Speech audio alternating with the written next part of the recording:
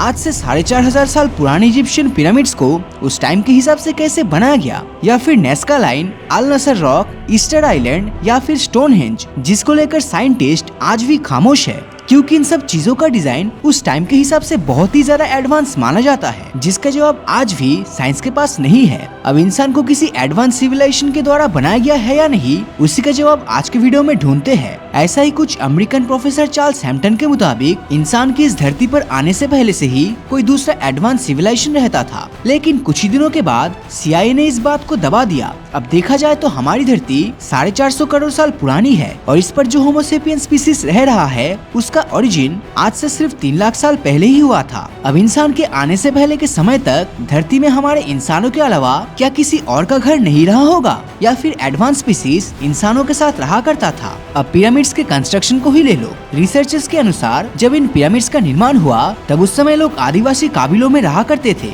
अब इन आदिवासियों के द्वारा पिरामिड जैसे इतने विशालाकाय मोनुमेंटल स्ट्रक्चर्स को बना पाना ऑब्वियसली इम्पॉसिबल लगता है। तो मेक्सिको का ये पिरामिड, इजिप्ट का ये टॉम और तीसरे ये कैम्बोडिया में स्थित ये सैंक्टरी, अब ये तीनों स्ट्रक्चर्स भले एक जैसे प्रिंसिपल्स पर बनाए गए हो, पर ये अलग अलग टाइम पीरियड में बने हैं और इनमें से कुछ सिमिलरिटीज तो ऐसी है जो हम इंसानों के इतिहास पर ही सवाल खड़े करते हैं। इन स्ट्रक्चर में जो पत्थर यूज हुआ है वो एक दूसरे से इतने परफेक्टली अटैच्ड है कि उनके बीच के गैप में एक बाल भी नहीं घुस सकता, वो भी कोई सीमेंट या कंक्रीट के बगैर। अब इससे मिलती जुलती कंस्ट्रक्शन वाली दीवारें हमें पेरू, ग्रीस, जापान और ईस्टर आइलैंड पर भी देखने को मिलता है, लेकिन ये सभी लोकेशंस एक दूसरे से काफी दूर है और इनके बीच में समुद्र भी है। इस नजरिए से तो ऐसा भी लगता है कि इन विशाल स्ट्रक्चर्स को एक ऐसे कल्चर द्वारा बनाया गया है जो उस समय के लोगों के हिसाब से काफी ज्यादा एडवांस और कॉमन था। फिलहाल में ये थ्योरी काल्पनिक लगता है, पर क्या हम वाकई में कभी ऐसी किसी एंशिएंट सिविलाइजेशन के सबूत को खोज पाएंगे? वेल, साल 1829 में आज के पाकिस्तान की एक जगह पर जब एक्सप्लोरर चार्ल्स मैसन अपनी एक्सप्लोरेशन को अंजाम दे रहे थे तब उन्हें वहाँ हड़प्पा के सबूत मिले।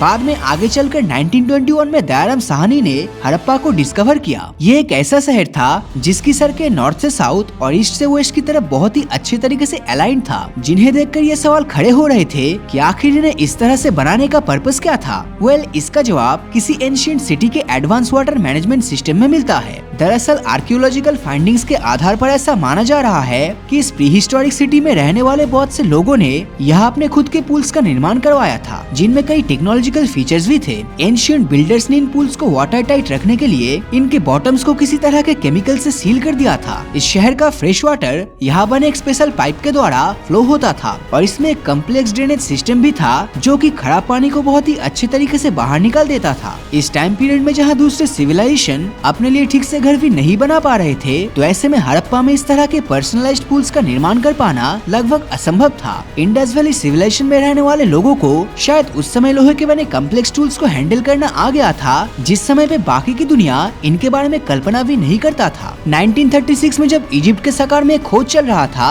तब आर्कियोलॉजिस्ट ने वहाँ से कुछ ऐसे शानदार ग्रेनाइट बॉक्सेस खोज निकाले जिनका इस्तेमाल मरे इंसानों को दफनाने के लिए किया जाता था। आर्कियोलॉजिस्ट के मुताबिक ऐसे बॉक्सेस 1500 से 1300 BC के बीच बने थे, लेकिन उस समय इजिप्शियंस किसी भी मेटल टूल्स का यूज ही नहीं करता था, जिसके चलते इजिप्शियंस ने परफेक्ट स्ट्रेट एंगल वाली ग्रेनाइट बॉक्सेस को आखिर कैसे बनाया। उसके ऊपर इनमें से कुछ बॉक्सेस की दीवार पर साइंटिस्ट को कुछ ऐसे रहस्यमय निशान और अजीब डिजाइन्स मिले जो कि बहुत हद तक आज की मॉडर्न ड्रिल से बनने वाले निशानों से मैच करता है। अब ये सब एक बात की ओर इशारा करता है कि इजिप्शियन सोसाइटी को किसी एडवांस्ड एलियन स्पीसीज ने कॉम्प्लेक्स मैकेनाइज्ड इक्विपमेंट से आगे बढ़ाया हो। राजस्थान में हुए एक सर्वे के दौरान आर्कियोलॉजिस्ट डेविड डेवनपोर्ट को वहाँ पर जमीन के नीचे से रेडियो एक्टिव एशेस की एक पूरी की पूरी लेयर मिली और साल 1977 में इसी जगह के आसपास मोहनजोदारो में सर्वे के दौरान यहाँ से करीब 50 मीटर के डायमीटर वाला एक ऐसा कुआं मिला जिसके अंदर मौजूद सभी स्टोन्स को न सिर्फ मेल्ट किया गया बल्कि मेल्ट करके ग्लास जैसे किसी सब्सटेंस में बदला गया था। इस तरह की चीजें बहुत ही ज्यादा टेम्परेचर पर बन पाती है, मतलब करीब 15,000 डिग्री सेल्सियस पर, जो कहीं न कहीं ये बताता है कि इंडस वैली सिविलाइजेशन के दौरान हमारे एरा से काफी पहले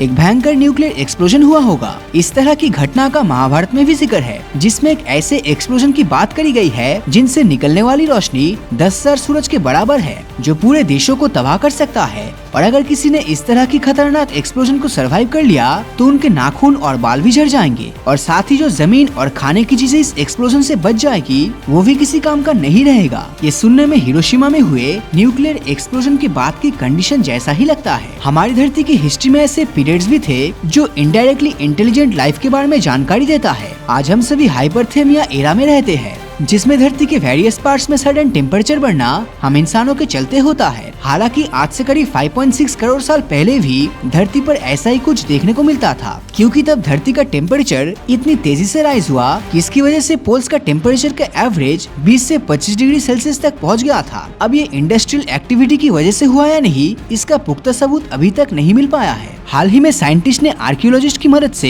एक ऐसा सबूत खोज निकाला जो धरती पर पास्ट में रहने वाले एडवांस सिविलाइजेशन की तरफ इशारा करता है। आज के साइंटिस्ट और आर्कियोलॉजिस्ट इतिहास के इम्पोर्टेंट इवेंट्स के टेक्नोलॉजिकल एडवांसमेंट को जानने में लगे हुए हैं, चाहे मेसोपोटामियन कल्चर हो या फिर ग्रीक और रोमन कल्चर। और इनमें से कुछ कल्चर्स तो 3000 सालों तक टिका रहा है, जैसे कि एंशिएंट इजिप्शियन सिविलाइजेशन। अब फिलहाल में जो धरती की सरफेस है वो weathering winds, water freezing and volcanic और टेक्टोनिक एक्टिविटीज की वजह से जियोलॉजिकल टर्म्स में फ्रेश है, मतलब इसके नीचे काफी कुछ बड़ा हो सकता है। फिलहाल में हम धरती की सरफेस के जितने अंदर जा पाए हैं, उतने में हमें इजराइल के नेगेव डेजर्ट के नीचे एक और एंशिएंट डेजर्ट के सबूत मिले हैं। अब इस एरिया को एक्सपर्ट्स द्वारा इंस्पेक्ट किया गया है और आपको जानकर हैरानी होगी कि ये रीजन करीब 18 लाख साल पुराना है। जैसे जैसे आप समय में लाखों करोड़ों साल पीछे जाएंगे, ठीक वैसे ही चीजें और भी ज्यादा बिखरा हुआ मिलेगा, क्योंकि करोड़ों साल पहले की कार्बन डेटिंग करके किसी की उम्र का पता लगाना बहुत ही ज्यादा मुश्किल और पेचीदा काम होता था। तो ऐसे में होमो सेपियंस से पहले भी धरती पर किसी एंशिएंट सिविलाइजेशन के होने की थ्योरी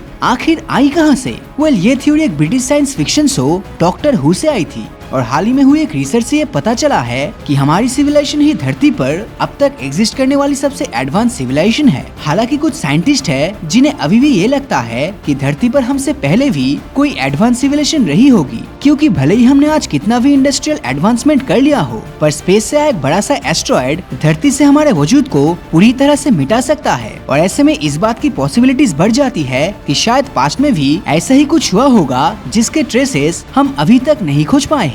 तो दोस्तों, आपको क्या लगता है, क्या पास्ट में कोई एंशिएंट एडवांस सिविलाइजेशन रहा होगा या नहीं? अपनी राय नीचे कमेंट करके जरूर बताना। और अगर ये वीडियो आपको अच्छा लगा हो तो इस वीडियो को लाइक और अपने दोस्तों के साथ शेयर करना मत भूलना। और अगर अभी तक आपने हमारे चैनल को सब्सक्राइब नहीं किया है तो सब्सक्राइब करके नोटिफिकेशन बेल को ऑन कर दीजिए, क्योंकि मैं ऐसी वीडियोस हर हफ्ते लाता रहता हूँ। तो मिलता हूँ आपसे अगले वीडियो में, और हमेशा की तरह थैंक्स फॉर वॉचिंग। और जिन लोगों ने अभी तक हमारे फेसबुक पेज को फॉलो नहीं किया है वो तुरंत फॉलो बटन पर क्लिक कर दीजिए। Thanks for watching.